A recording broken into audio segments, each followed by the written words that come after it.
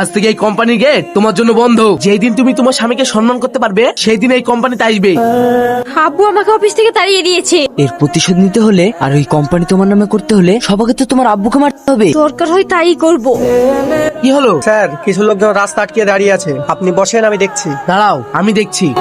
এই তোমরা কারা এইভাবে মাঝ রাস্তায় গাড়ি লাগিয়ে দাঁড়িয়ে আছো? আপনার জন্য হবু শ্বশুর মশাই। কি বলছো? কে তোমার শ্বশুর মশাই? আরে আপনি, আপনার মেয়ে হাসি আমার প্রেমিকা, আর আমরা খুব তাড়াতাড়ি বিয়ে করতে চলেছি। বিয়ে তো দূরের কথা, আমার মেয়ে ধারে কাছে ঘেসলেও ওকে শেষ করে দেবো। তাই নাকি? আপনার আদর মেয়েই তো আপনাকে পাঠিয়েছে। আপনি মরলে সমস্ত সম্পত্তির মালিক হবে আপনার মেয়ে হাসি, আর আপনার মেয়েকে বিয়ে করে সেই সম্পত্তি ভোগ করব আমি। সেই স্বপ্ন তো কোনোদিনই পূরণ হবে না, চলে যাক এখান থেকে। হ্যালো মেরি জান, তোমার আব্বু ফিশ। আই লাভ ইউ জান। I love you too. যাক, পথের কাঁটাতে এবার গেছি, এবার সবকিছুর মালিক হব আমি। এই কে রে তুই? ম্যাডামের চেয়ারে বসে আছিস?